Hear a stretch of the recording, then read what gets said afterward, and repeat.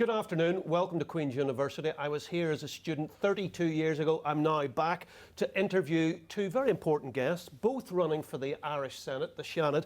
Hugo MacNeill, former Irish Rugby International Chair of the British-Irish Association, and outgoing Senator Éireann Marshall, former President of the Ulster Farmers Union, running again for the Irish Senate. Two very successful men in their own field, literally their own field. Hugo, you as a former rugby player, but you're deciding to get your hands dirty in the world of politics. Starting with you, Éireann, why get into politics? Quite simply, when this opportunity came away, and it was actually a couple of years ago, and it was Phil Hogan, the Agriculture Commissioner, who I had worked with very closely in my time in the farming unions, and he put a call into Queen's and he said, look, the Taoiseach would like to nominate you to run in a by-election for the Seanad. So I did think about it. I spoke to the university to see that no one was conflicted or compromised. But for me, that was a fantastic opportunity, because what I'd witnessed was that even though we're geographically neighbours and we're very close and we live and work between two jurisdictions, that actually there's a huge disconnect between Belfast and Dublin. So the opportunity to run in this, I was delighted to receive that nomination. The interesting thing that I tell people was that my disconnect with Dublin was such that at the age I was, I had to Google where Leinster House was in Dublin. Really? Because I didn't actually know where it was, because we had no connection with the politics of the South, because we lived in the goldfish bowl of Northern Ireland politics. So that was the rationale behind, because I thought, here's a fantastic opportunity to dip our toe in the water and try and see about building some bridges. Well, we look forward to hearing a bit more from you shortly. Hugo, why was it the money that decided that you would like to get into politics? Well, I've always been involved, or always been interested in Northern Ireland, the North, however one called it, from the earliest days, sort of playing rugby. Actually, in the earliest days, on going on holidays on a day trip to Newry, where we could get different sweets and different toys. We got mintolas and opal fruits and stuff. But my family were originally from Glenarm in Antrim. My great-granduncle Owen MacNeill was founded the Gaelic League and the Irish Volunteers. But I think it was the rugby, and that actually not the rugby, but bringing me north so often. I got to know people as great friends, and people used to say, I used to play rugby for Ireland in the 1980s, and people used to say, the great thing is you all play together and nobody mentions the troubles, or nobody mentions the situation, the background, what was going on. And I kind of thought, well, that's kind of fine as far as it goes. But if I've got to know you, Mark, as a sort of somebody that I trust and depend on, like Keith and Nigel, who are down here, we're sitting in a dressing room before we're going to go out to play for Ireland in front of 60, 70,000 people. And if I can't sit down at the end of the day and kind of understand a little bit what's going on in their background, coming from a unionist background, then how do you expect people who are sort of, in very divided societies? So when I first came into the Irish team, nobody really talked about it. But as we sort of got a little bit older and were more established, we did talk. And I used to sit down and talk with Keith and Nigel and Trevor England, who became very close friends. And I loved I loved the place. And I loved coming up. I loved playing. I loved the teammates.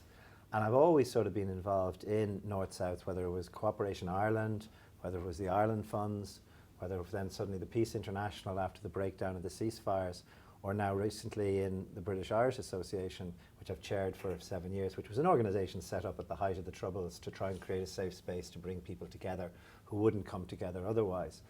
And it's still going today, and it's still very relevant. But I sort of thought to myself, why am I doing this kind of part-time in a sense? And I said, I'd love to spend all my time. I'm also very involved in intellectual disabilities and Trinity Centre. But I would love to spend, my time working on Northern, and actually, in fairness to Éireann, having got to know Éireann in recent months, over the last year, and the very important role that he's playing in fostering understanding, and I think that's what we'll talk about, in fostering. Éireann talked about the lack of knowledge of the Republic in the North. There's such a little lack of knowledge in the Republic about North, which has big consequences. And so I said, well, you can talk about it or you can actually do something. It's a very hard seat to win, the Trinity Senate seat, but I'm going to give it a go. And if I win it, I think it will be a great platform to work with the likes of Éireann to try and promote greater understanding, which between the different traditions on this island. And if I don't, I'll find another way to do it. hold that thought. Just to let you know what we're going to do, we've got about 40 minutes. We will finish at 1:30 on the dot. We would like to keep today as interactive as possible and get lots of questions or points you'd like to make. So we'll go for about 20 minutes ourselves, and then we'll go out to the floor. Would you call yourself a Republican, Hugo? It depends what you mean by that. I mean, I have full respect for both traditions on this island, both main traditions. And if some people say, what do I want? The first thing, I think there's two conditions that are very important for the actual fulfillment of the longer term objectives of both the major traditions. Firstly, a Northern Ireland, a North that is at peace with itself, I think is a good thing in itself to fulfill the potential, the extraordinary potential this place has.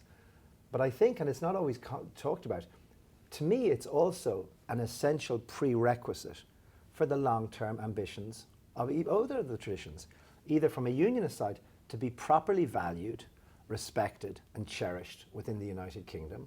That's not a situation that exists today.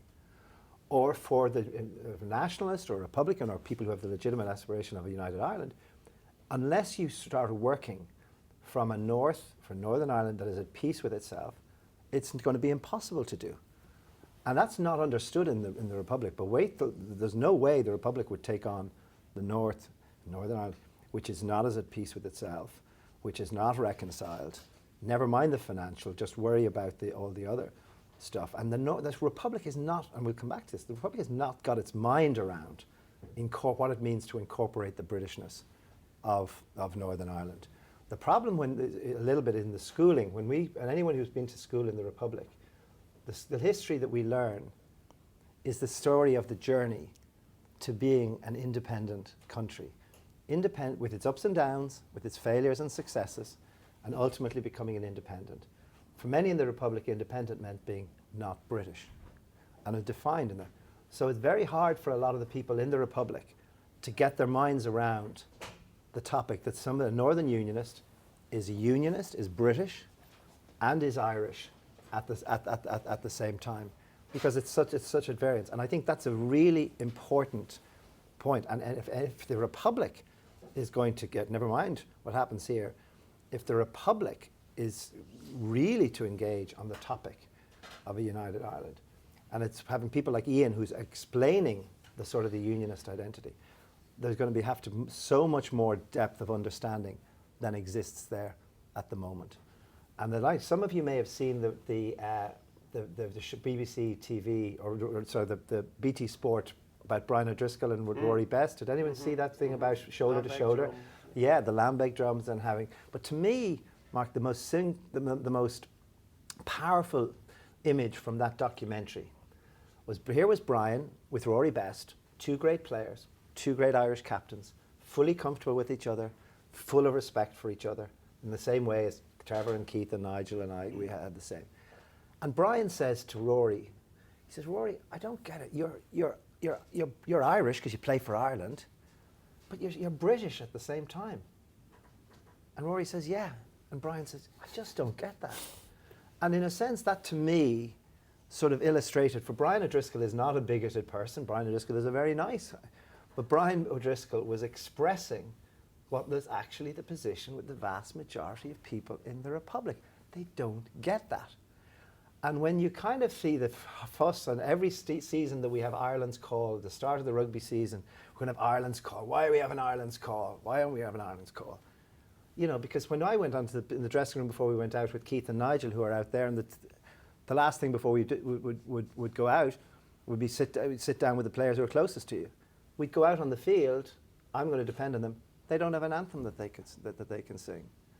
So there's a huge journey to be sort of faced. And for the people in the Republic, if you've got problems with Ireland's Call, wait till you get into the real matters of defence. And so that's why understanding the whole, to me, and I'm sorry there's been a long-winded way of saying my, to me, the unfinished business of the Good Friday Agreement, and hopefully maybe in this new decade, new approach, was mutual respect, was understanding, was reconciliation, was the kind of things that we sort of were privileged to be able to sort of have through getting to know people by sport. But if that's, to me, is why it's so important. So are you a Republican? No, I'm sorry. I'm a Republican. I'm a Republican. Yeah, I'm a Republican. If having had got to the peace and reconciliation, Okay. the majority of people in this part of the island and the rest of the island, if they voted for I would support that. But if they don't, I would support that too, because I'm not in anything that's going to be forced against the will. And I think the problem with a lot of people in the South, we jump to the sort of the conclusion without doing the boring sort of groundwork of reconciliation. But without either a reconciliation, the longer term ambitions of both the major traditions cannot be fully fulfilled. Thanks, Hugo. Ian, what would you say to my Orange Order friend who says, Ian Marshall, not a real unionist? Well, I think it's quite easy. What is a real unionist? Because I don't think anyone actually knows, because sometimes you've a lot to learn from the younger people in society. My 23-year-old daughter, my oldest daughter, was on the phone from England yesterday morning as I was driving down to Dublin, and she said to me something that was very interesting. She said, Dad, because we were talking politics, because she's, unfortunately for her, she's interested, and she said, Dad, unionism, she says, do people not realise that there was a traditional unionist who's gone now, that unionism needs to modernise, it probably has different values, and that the first thing is the brand unionism hasn't moved fast enough or kept pace. And the second thing is that unionists actually haven't been very good at communicating to people what it is to be a unionist. It's fascinating. When I first went to Dublin, you know, people were amazed to say, oh, we didn't think a unionist would say that. The very day I was elected, I was interviewed by RTE on the plinth, and it was the middle of the referendum on the 8th, on the abortion rights. And I was asked by the RTE journalist a curveball question. So he said, so Senator Marshall, how are you on abortion? And I said, pro-choice, always have been, always will be. And he was taken back. And Michael McDowell, former Taoiseach and Attorney General, who's in my independent group in the Seanad, said to me, my God, a Presbyterian is pro-choice? Never heard the likes. And I was amazed, because that's that level of understanding. But you asked Hugo, was he a Republican? And similar question to myself. I always go back to my favourite book, which is To Kill a Mockingbird, and the Atticus Finch line in it. To understand someone, you've got to get inside their skin and walk around in it. Okay. I was travelling with Queens with Stefan on a trip recently, and I picked up a book when I was in the airport called The Beekeeper of Aleppo, and I read it. And it's a really good book, but what it brought home to me was we've become accustomed to labelling people. So if you're a Republican then and I'm a unionist, then by default I shouldn't like you. What I've found, and I have many friends in the Seanad, TDs and senators in Leinster House who are Republican, who are die-hard, hardline Republicans. They're very good friends. They're lovely people. But we create the label and then we dislike someone. And one thing I keep saying to unionists, actually, for someone who's a Republican, I need to respect that. I need to understand that. That doesn't mean I agree with it, but I have to respect it and understand it. And you know what? I can like those people. I can be good friends with those people. I always think that when you have a difference of opinion with people, you've got a number of options. 1, you fight them. 2, you run away. 3, you put your finger in your ears. Or the 4th one is you sit down and you talk to them. I think we need to focus on the 4th one. Did you say your daughter's 23? Yeah. Have you got a 23-year-old daughter? Yes. So have I. Yeah. So we've got something in common, and we all live in the island of Ireland. Do you think our 23-year-old daughters will see a change in the constitutional status of Northern Ireland? Hugo? I mean, it all depends on the first condition being fulfilled. I think but I don't think, I think you can't jump to the second without it. I think it's obviously a legitimate aspiration for many people from a nationalist or Republican side to have a united Ireland. But I'd always say to them, firstly, what elements of Britishness are you going to incorporate in this united Ireland? Mm-hmm. But also, how can you, I think the onus is on those, actually on both communities, is to articulate a positive, inclusive version of united Ireland. And I haven't heard that yet. It's perfectly legitimate for a nationalist or Republicans to aspire to. But I think, you know, I've yet to hear, I'd love to hear the leaders of nationalism, like I'd love to hear the leaders of unionism, articulate what it is in a positive, inclusive version of a united Ireland, or a positive, inclusive version of remaining in the United Kingdom. Because the problem is, and something Ian said, I was saying to Trevor and Nigel and Keith 20, 30 years ago, guys, you've got to, and I lived in England for 20 years, I said, you guys have got to come up with a positive inclusive version of unionism. And it's not for me and other guys in Dublin, it's for the rest of the United Kingdom. Because they're looking at this and they're kind of saying, you know, for many years the dominant version, when anyone thought about Northern Ireland in Britain, was Ian Paisley. Now Ian Paisley has many gifts and many great things, but for a lot of English people it produced a sort of reaction. And Anthony Kenny, who was one of the founders of the British Irish Association, said in the 1970s, or late 1970s, what used to bind Britain to Northern Ireland were three things: sentiment, self-interest and morality. What did he mean? Sentiment, we felt a strong affinity and a personal connection. Self-interest, they were a practical use, like the ports, the northern ports in the Second World War. And morality, we weren't bombed out by Hitler and we're not going to get bombed out by the IRA. And he said only the last of those three now applies. The sentiment and the self-interest have not been gone. And that's the challenge, you know, and I think, and Ian is sort of articulating, that is not to sort of try and undermine unionism, but it's, you saw in the recent elections, you saw in the Brexit, you saw the way Boris Johnson and others dealt with. So, you know, I think that what needs to be strong, bold leadership from both sides to articulate in a positive and inclusive way. And that's not, I can't see that at the moment. And that's why it's holding us sort of back of this extraordinary part of this island fulfilling its true potential. Ian? Would my kids see Irish unity? I'm not sure. I'm not actually as bothered as some people are about this, because this is what I think. I think actually the biggest barrier to Irish unity now for Republicans is actually impatience, because things are changing, things are moving on. We're having conversations now that we would not have had 10 years ago, and I think that's healthy. Furthermore, I think there's a couple of things we need to be cognizant of. The passage of time, and time's a wonderful healer. I'm now talking to people in Dublin and in Belfast, people who were at the coalface during the conflict, who are actually starting to talk about these things. And we have thousands of people who are suffering PTSD. But these people are starting to talk and starting to communicate and starting to engage, and have their attitudes have mellowed because of the passage of time. But secondly, my 21-year-old son sat Sunday week and watched the Lost Lives film. And we watched it through, and there wasn't a word spoken in the house. And when the movie went over, I said, well, what did you think? He said, Dad, that was a horrible time, but it doesn't mean anything to me. And I thought there's the nugget, there's the gem, there's the light at the end of this tunnel, because actually we have a generation of people who are growing up now who see this as history. I keep telling people, when I was born in 1968 in South Armagh into a Protestant farming family, the Second World War was 23 years earlier. For me as a young boy, it was about playing soldiers, it was about movies, about Hollywood, about newsreel and history. I had no connection. For my children, there's a similar distance in time, and there's a disconnect from it, and I think that's healthy, and I think that's why we're seeing the change in dynamics south of the border, especially because people who have no connection to this horrible period of our history are looking at things differently. And they're looking at Sinn Féin differently. And Hugo, you were telling me a story, I don't know if you mind sharing, about your daughter's experience of what she thought the rise of Sinn Féin in the south was down to recently. Well, she was at school in England and came to Trinity to do a master's. She was in college in England, and she just said, it's amazing. She said the people in class with me are voting for Sinn Féin because they're the only ones who are telling me I'll get a house. That I have a way to get a housing, and you know, they mightn't, you know, maybe some of the sort of projections are, you know, ambitious, but they're the only ones who are talking in that way.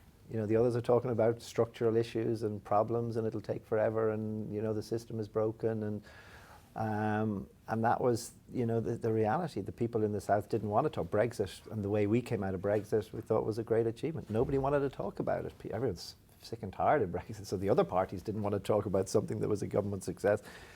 But I think there was a sort of it was interesting, and it mirrors what he said, and that's, you know, that's right. I mean, you know, this young, you know, that's why I think the election in the south was a shock to a lot of people, and I think when you get a shock like that, you got to listen, and you got to think what exactly were people saying? Why exactly did this happen? Why in those numbers did people, you know, vote in that way? And I think it was.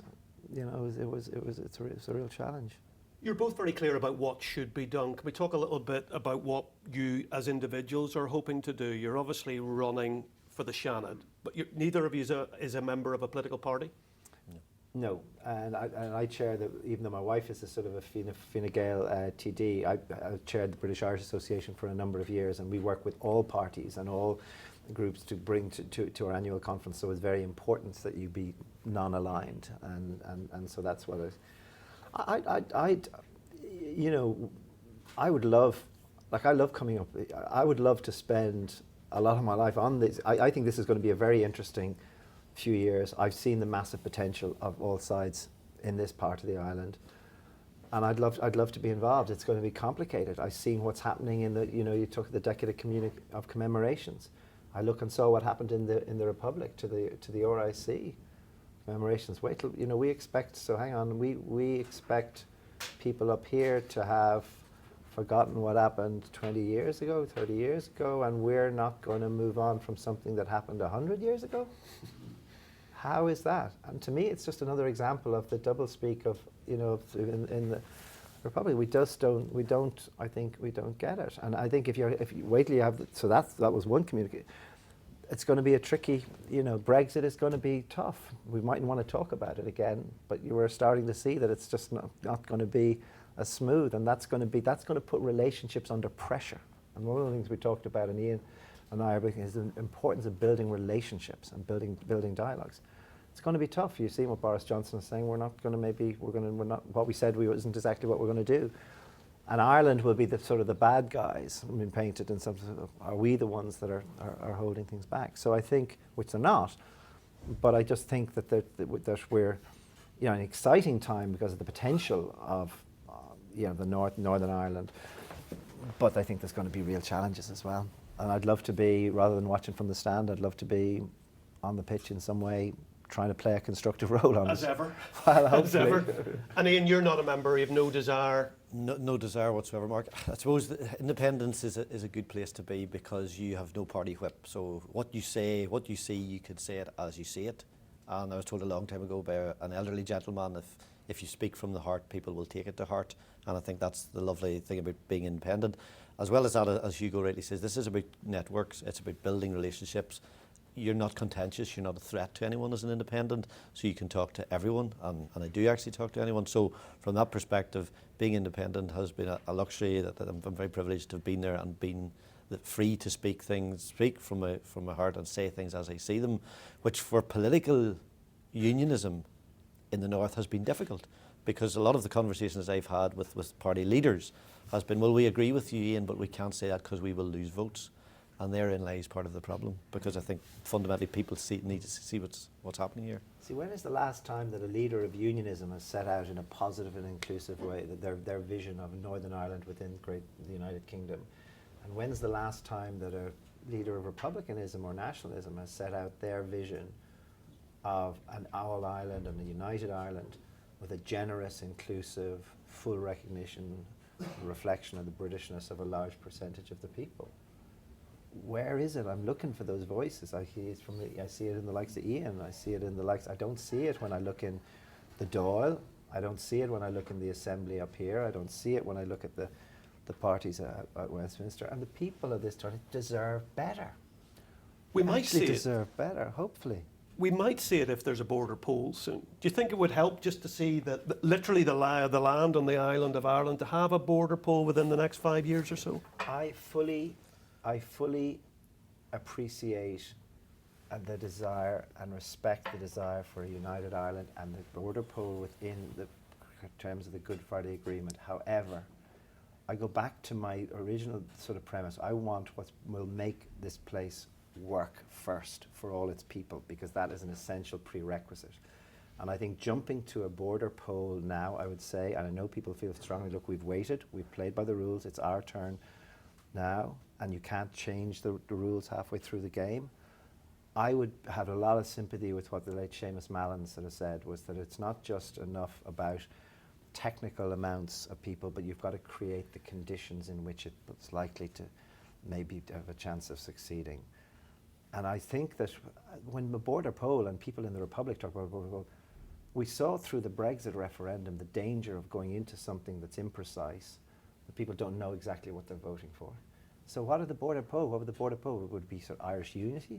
Would it be federal Ireland? What would be the role of Stormont? would we rejoin the Commonwealth? Would be how would we fund the NHS?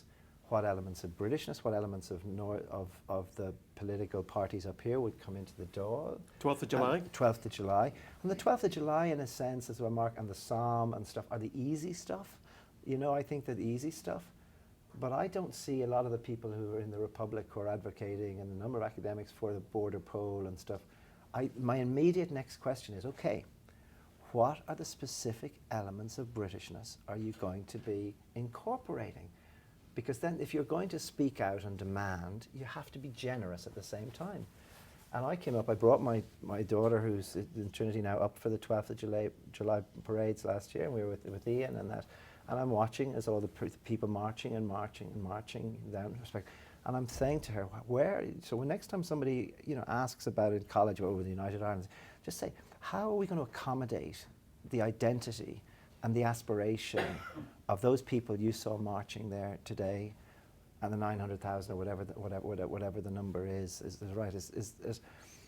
That's why I think it's just dangerous, and I think it's very dangerous for the Republic, because I don't think the Republic has thought about these issues sufficiently and in sufficient depth. There's the same simplistic sort of view about the inevitability of this. And I think it's dangerous. And that's actually one of the main reasons if I don't get elected, I'll try and find something through the British-Irish Association, because I think there's a need, and Ian has been a great example, a need of just cool heads and a generosity of spirit, while not in a second diminishing the legitimate aspirations of any of the people in Northern Ireland to ultimately how this part of the island will be configured. Thanks, Hugo. Border poll, Ian Marshall? The interesting thing is we open our papers every day and we see another survey or another poll about a border poll and about unity. And I don't think actually those surveys are that relevant, because one will say one thing, one will indicate something else. But fundamentally, you have divided opinion on this. And when the question that I keep asking people, if you have the border poll, what do you do the next day? What mechanisms kick into place after it? Because at that point, you probably have half your people feel very angry, very cross that they've been taken somewhere they don't want to go. So for me, as Hugo already said, learn from Brexit. You can't ask a binary question from a very complicated set of circumstances. So the first thing is learn from that, start the conversation. But the reason why unionism doesn't engage with the Irish unity conversation, because it's nearly as if it's a fait accompli. We're going to Irish unity now. How will we get there? And will we find a nice corner for you people? And that's not a conversation unionists will ever engage. They will, however, engage in a conversation that says, let's look at Irish unity. Let's look at the maintenance of the union. Let's have that conversation. And let's see at the end of it, when we let economists look at it, academics look at it, business look at it, and have this conversation, when we know what this looks like, then it's perfectly reasonable to have a border poll. It's perfectly reasonable actually at that stage to ask the people, do they want unity? Because ultimately unity will only happen when the people believe they will be better, and whether that's richer, better, education will be better, health service will be better, they will feel the benefits of unity, then the people will mandate unity. But you are accepting that you think the conversation, although it needs to be very carefully constructed, the conversation should begin? Without doubt, because back to my point, when you disagree with someone, putting your fingers in your ears doesn't actually achieve very much. So the conversation needs to happen. So how do you square the circle of unionists A, engaging, and B, being convinced or reassured that it isn't a fait accompli? Well, I think our earlier conversation about unionism defining what it is to be a unionist, what it is to be pro-union, what it is to be part of the United Kingdom, that argument has never really been made. It's never really been communicated to everybody. So there's a fantastic opportunity for unionism to say, okay, here are the virtues of the union, here are the benefits of this union, and then have a mature conversation with those people who feel that it would be better in a United Ireland situation. I'm just not quite sure how you construct that. Does that mean that the British and Irish governments have to get involved rather than having a junior ministry in the south that is engineering this and driving it and promoting it? Well, I actually think it has to come the other way. I think it has to come from the bottom up. Okay. I think from the people up, because that conversation is happening in sports clubs, it's happening in bars and restaurants. Yeah, I think it's really important. And, we in the British-Irish Association, which tried to be balanced for, years, and we used to bring people along for our conferences and really to be balanced from both sides. And we sort of thought about, the unity question had been kind of left, one that we didn't. But we sort of realised last year, it's happening. And isn't it better to put a framework around it of sensible analysis, of sensible thought, of trying to take in all the considerations of, as Ian's saying, not avoiding the situations of other referendums, and thinking about those, and doing it in a sort of generosity of spirit. And this is where we really need leadership. And this is where we need leadership from the main sides, who are generous and inclusive. And I think without that, we're just going to get stuck. I mean, Bill Clinton said in Hall over there a couple of years ago, he said, compromise is not a weakness. Compromise is not a weakness. And we've got to find, and we've got to empower leaders. And Ian made a very important point. He said some unionist leaders will want to say something, but if I say this, I'm going to get hammered. We've got to sort of change that. And whether the leadership is going to come through people within the main parties here, or whether that leadership is going to come from civic society, that's what we need. And I say we need it as much in the Republic as we do, because of the loose thinking that I've sort of described. It's a big prize. It's you know, I've seen the potential. I've seen the best of this part of the island, you know, through my Catholic friends and nationalist friends, my days playing rugby. But I've also seen through the worst, as many people have seen. And Nigel Carr and Keith Crossan Nigel was caught up in an explosion as we were going to play in the World Cup. Didn't play rugby again. We were in the car we were in the car next to it. So I've seen the best. You know, the quality and with loyalism. I just one more thing with loyalism. My best friend, you talk about Ulster loyalism, and we have a little young son, James, who's 4, who's had some health issues. And apart from our family, who we're always calling and asking, no one has called us more than Keith, Nigel, Connor, our friends from Northern Ireland, the North. And so it's when you make a friend, you really make a friend. And I don't want to be facile or glib around this, but I think there needs to be, there's too much fear and negativity around the leadership that we're seeing from the two main traditions. And I think that there's a need for leadership that's genuine, that's open, that's inclusive. Do you think your 4-year-old will see it? No.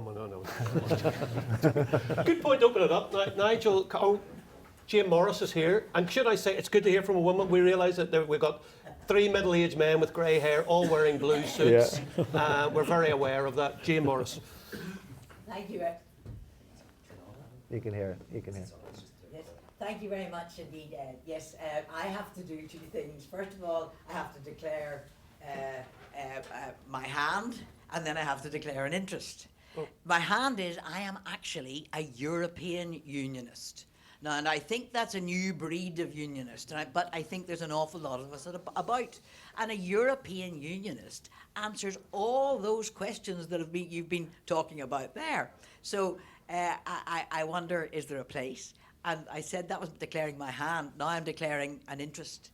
I would like to stand for the Senate, the Irish Senate. Great. I've been trying to find out how to, and I can't find out. I hear there's an election next month, and so I've written. I have to wait for a tap on the shoulder. The fact is that I do totally think and agree that there should be much more cross-fertilisation north-south, and there should be more unionists. And I know Ian's doing a great job. Fantastic job. But there needs to be more unionists, not just European unionists, others, so that people know what on earth the Senate is. How many people, I don't know, in this room or outside this room, know what the Senate is, what it does, where it exists? You know, people need to know much more. So if I want to stand, how do I do it? Do I wait for the tap on the shoulder? Thank you. Thank you, Jim. While the microphone's out, we'll get a couple of points from the floor over here. We're coming to you, Nigel Carr. I've never been in an event where you haven't spoken. I'm from an Irish Republican area, and but I would come from obviously I'm 37, and my question is that from a younger point of view, looking at all this, is that I always get confused with how can we have a shared future if we don't even understand we have a shared past. And the reason why that is that I know my Irish history, and I would talk to sometimes Protestants and I'm telling them history, and sometimes I can tell it's actually too much. You know, I was saying, did you know that the father of Irish republicanism was a Protestant from Kildare, is Wolfe Tone? Did you know that the first rebellion that started here was Presbyterian-led? and that they were inspired by the American Civil War, who were Presbyterians, who were forced out of England into Ireland, who were forced out of Ireland to America, and then they were inspired by the French Revolution. And then when you start to talk about this history, and the Irish language was saved by Protestants and Presbyterians, because Irish people were in no way, shape or form able to do so at that time. And then you see this, what? Because at this point, even look at identity right now, I'm not saying I'm right with this point of view, but it comes across to me like Ulster Scotch is Protestant and Irish is Catholic, and that's the way it's pushed, and it's not, it's all of ours. You know, my grandfather spoke Ulster Scotch. My granny, who was from Wexford, came up and she got a job in the north and she spoke Ulster Scotch. And my grandfather spoke to me Ulster Scotch as a kid, but he was living in the middle of Spring Hill. My goodness. You know, so... We could do a documentary at the BBC. But it is so true. You know, and the last thing I just want to say, what frustrates me, I was born in County Clare, and when I used to go down south, kids used to say to me, "Oh, you're from the Black North," right? So the thing used to frustrate the life out of me, because I start off with politics history, and my first master's was in political communications and public affairs. And when I listen to Fianna Fáil be so hypocrites, lambasting the past as if they are not even part of it. Their founder was Eamon de Valera and Countess Markievicz, revolutionary. You know, so when you're listening to, you're saying about moving on from the south and this, it's the leaders and the hypocrisy that we have to listen to every day. And when you talk about the rise of Sinn Féin, the other thing I think that people don't understand is the influence of America. Bernie Sanders, for a socialist, is unbelievable. And young people are listening to him. How did we get the Bernie Sanders? Seriously? No, but really though. No, but seriously Okay. though. That's the last point I'm going to make. I have an uncle who would never have voted Sinn Féin, ever. Okay. He was Fianna Fáil all his life. He's been listening to Bernie Sanders, and he voted Sinn Féin this time for the first time in his life because it resonated with what Sinn Féin was saying down south. Okay. Have we one more question from the floor before we go to our panel there, gentlemen there, please? Just an observation. Oh, Question. Sorry, with big voice. Then just take what you from want. 7 weeks working in South Africa. And to pick up Ian's point, the age of his children, the youngsters in South Africa are just the same. They've no interest in apartheid. Their parents and grandparents are influenced by it. Their voting sentiment is in that direction, but the youngsters are interested in opportunity, economy, and their own future. So there's a strong parallel there.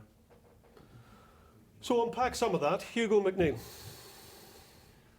Yeah, I mean, I think it's complex. Yeah, I think the young people want to move on. The young people want leadership. The young people want sort of people speaking about who are resonating what's important to them, which is exactly, you know, in a sense what this gentleman said from over here. And I think that's what we need to do. Ian, from the Black North, have you ever faced any of that, even subtly? Well, listen, there's a really interesting thing. I work in Queens with a couple of really great girls. They're from the New Lodge. And we had a meeting one day up in the university with a very, very much an international group of people. And it was the middle of the summer, and one of the English girls said something about a bonfire, to which my colleague took out her phone and says, "I'll show you a bonfire." And she held her phone and says, "Oh my goodness, that's huge. What size is that?" And the conversation went on, and my colleague said to me jokingly, "Our people can build good bonfires, Ian's ones can't." And I said, "Well, you build big ones, but ours are architecturally, structurally more superior than yours." But we started to compare things, and the insults that we've traded each other are interesting, because in Protestant communities you talk about someone kicking with the left foot was a Catholic. And Julianne says, "No, we talk about Protestants kicking with the left foot." Really? Well, I says, "At least we know your eyes are too close together." No, she says, "Ian, Protestants' eyes are too close together." Mm-hmm. And then black bees is another reference that we trade. So both communities are trading exactly the same insults to each other. So, and I think there's an interesting thing you make, the political side of this. I went to a Protestant grammar school in Armagh, good school, but my history was about kings and queens of England, Tudor Elizabethan, War of the Roses, world history. The history is very different. I was with the American ambassador last 4th of July, and 2018. The World Cup was on, and there's a big screen up, and everyone that was gathered for the garden party were watching Colombia play England. And every time Colombia picked up the ball, the cheers and whistles went up, and every time England picked up the ball, the boos came out. So the next day, I had 25 young politics students in Leinster House just to see. I was a bit like the circus act, because here's a unionist from the north. Can we poke him? Does he breathe the same air that we breathe? But the conversation, I asked them where the anti-English sentiment came from. because I said you follow English Premiership football, you shop in English shops, you go to English universities, you watch Coronation English Street. TV, Yeah. you're culturally so close to England. And they couldn't tell me, and I suggested to them that they'd absorbed that from their parents and grandparents. They'd actually got no justification for it. And the interesting thing was they agreed. So I think the politics is interesting, but the history, it is important to look back. But for my children, for all the young people here, this is about looking forward. I think you need to acknowledge and reference what's gone on before. But there was no one side were right or wrong. And it wasn't until I went up to Leinster House last year, for example, that I learnt the history of the Irish flag. As a young Protestant at a grammar school in Armagh, I would have burnt the flag at school. Would you? Because it was weaponised and used as something which was anti-Brit, anti-Prod, anti-Union, in the same way the language is. And remember, the leaders now are the people that also grew up in that genre and that generation of the language was something that was confrontational, it was something that wasn't about us. And it wasn't until I went to Leinster House that I learnt the Irish flag is 1848, that the green symbolised for nationalism, the orange for Protestantism, and the white for peace. The only person that could tell me that in the last 6 months and explain that they understood that and they knew that was a leader of a loyalist paramilitary group in East Belfast. That was the only person that knew that. So I think we have a lot to learn from history, but we can't dwell on it. We have to reference it and acknowledge it, but we need to look forward. The important thing is on the history, and the point you made is we sort of learn different histories, and then people try and import other histories, and people say, well, look at East and West Germany. Well, East and West Germany were both German before they were sort of separated. The German for reunification was wieder. Wieder for Einigung. Wieder in Germany means again. In German means again. So unity again. So again, sort of simplistically taking what was in Germany and trying to apply it to what's in the North is just wrong, and it's kind of dangerous because it's really showing a lack of sort of understanding with what's going on. And a quick one on Jane's point. Any advice how to run for the Senate? Well, don't come into the Trinity. It's competitive enough at the moment. You know? Seriously, I'm having a hard enough time with the three that are there. That without someone like Jane coming in, I might as well give it up. I think, Mark, and I would agree, sit this one out, Jane, prep yourself for the next one. Don't go on the agricultural panel either. And it's described, I think it's best described at the moment, the Senate election is a bit like the Grand National. So for anyone who follows horse racing, the one race you wouldn't back or bet on is the National. This is a very big field. There's a lot of riders and runners. There's going to be a lot of fallers at the first. There will be a lot of casualties on the way round. And it's anybody's game at the moment, so it's such a wide We're all field. going to be watching very carefully, not least because of you guys. What's the time scale for it all? The close of voting is the 30th of March. Okay. So then we'll know the week, that's the Monday, so that week counting commences, so we'll know hopefully by the end of that Can week. I ask who votes? Is it electorate? The county councillors and TDs and senators, so it's somewhere around 1,200 people vote in the Senate elections. And Hugo, your wife's just been elected to the Dáil successfully. No pressure? It's a very tough act to follow. You know, Jennifer had worked in politics for a long time, and then she was only recently asked to run for a local election last year, and she smashed it last summer. And then she was asked to run in the general election For Fine Gael. Fine Gael, yeah, and she is the smartest person I've ever met and the best communicator I've ever met. So she's deeply intimidating, but a great example, and she's very helpful to me now in my campaign.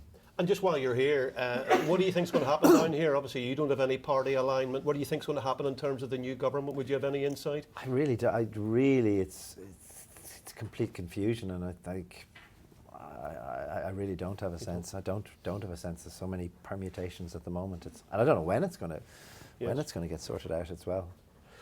Well, we'll open up to the floor. Yes, we've got a couple more quick questions. Oh, there we are. Tony's there. Is that Tony? Yeah. Here's Tony. And then, oh, right. We'll take all those here, and then we've got about 5 minutes left, so let's go.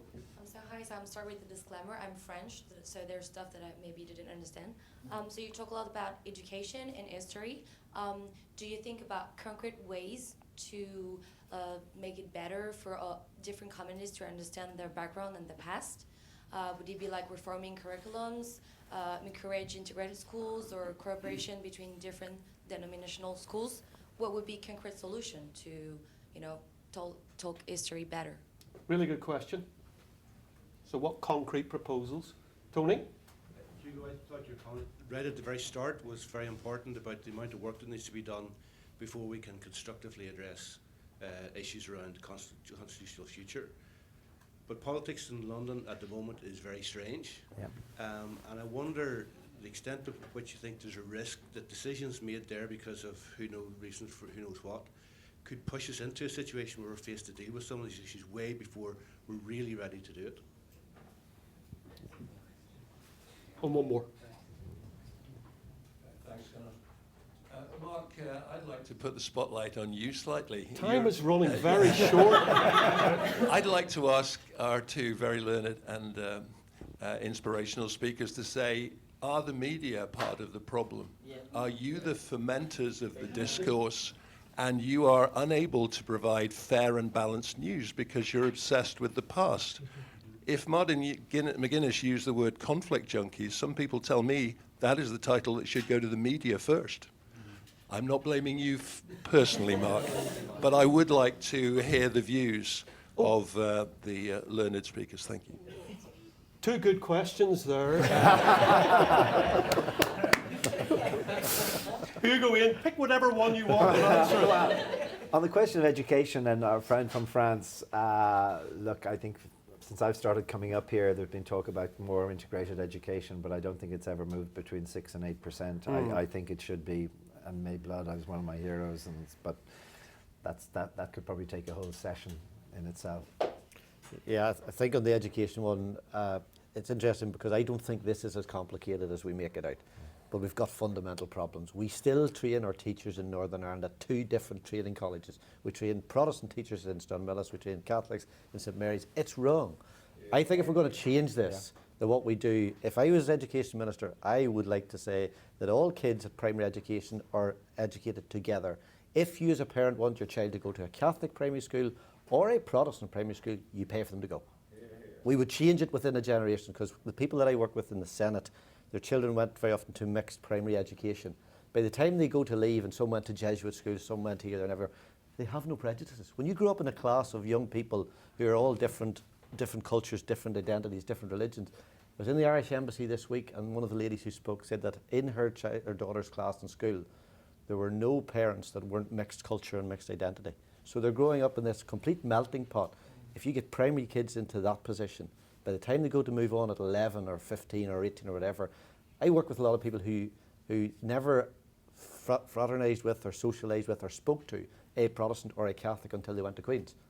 And that's horrendous. So if we're going to change it, primary education. And to take your point, I think it's a really good point about what happens in London, because I'm afraid I don't think Northern Ireland is very high in the priority of the people making the decisions in London, and it's disgraceful and it's wrong, but we're not going to change that. And I think your question is very important, that somehow, going back to the point, and the Seamus Mallon's point, the context around, absolutely right for framing these difficult decisions or around complicated subjects. Like if Peter Robinson says it's something to think about, you should think about it, but in a framework, in a balanced framework.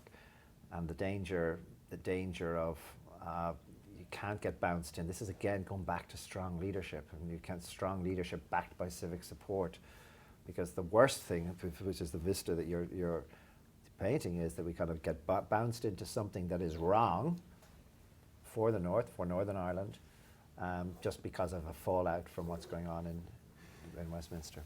And let's take the media question to be serious about it. It is a serious question. What would you say to that point? I definitely agree with it. There is substance to that point, because unfortunately what we miss in Northern Ireland is actually that doesn't sell newspapers, that doesn't make the headlines the way that the good stuff that's happened. There's lots of good community work going on in loyalist groups, in Republican groups, community work that's going on, but it's never reported because it's not really good news, it's not exciting news. I think there's a responsibility by the media, by the press, to actually take commentary from people who are credible, people who are not very prejudiced, who are not very biased, who aren't polarised, because sometimes we turn on our news, we look at papers, and we think that an individual is reflective of a community, and actually the community itself know that that's not the case. So I think there is a responsibility by the media to report things as they are, because what I keep going back to in Northern Ireland is that the silent majority are still there. They haven't gone away. And the reality is most people, irrespective of their background, want health, education, better future for their kids. They don't wake up in the morning thinking about the Constitution. It's putting food on the table, it's the job, it's school. That's the things that are important. So I think the media have a responsibility, because I think that people, especially now with social media, look at Twitter feeds and assume that who they follow is reflective of all society, even though it's only a microcosm of society. But you generally connect with people who are like-minded, Echo so chambers. you feed off them. So I Yeah. think there's an issue there. And Hugo, final word to you. Do you agree about the media? Yeah, I think I'm less familiar with the local media here, so I don't want to. I'm wary of commenting on something that I don't really know about. But the point I'd make, the general point is, I think there is a need for constructiveness and positiveness from all aspects of sort of community. Whether it starts with political leadership, it takes up with community groups, it takes up with civic society, and it takes up the media. And I just, so I don't want to be apple pie or motherhood. I love this place. I really believe in this place. I believe in the people. I actually sort of gave up my job to try and run from the Senate in a thing that I'm probably not going to win, in order to spend more of my time sort of working on it.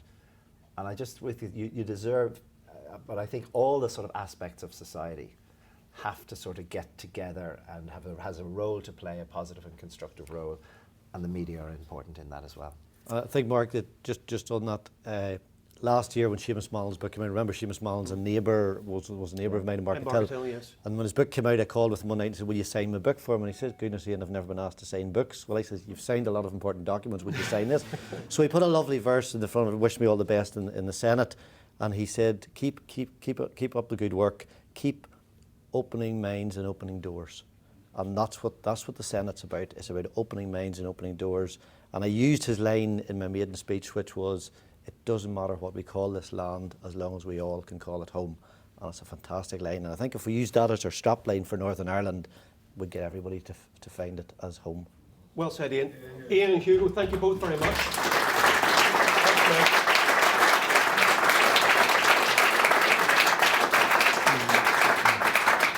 I have an idea. Queen's University should organise one of these events to address the very question that you talked about. I'll be on the panel because I would like to say something, and genuinely I couldn't squeeze it into 2 minutes. And I've already got a host, Senator Jane Morris, former BBC journalist, is going to host it, and we're going to call it "Forgive Us Our Press Passes." Thank you all very much indeed.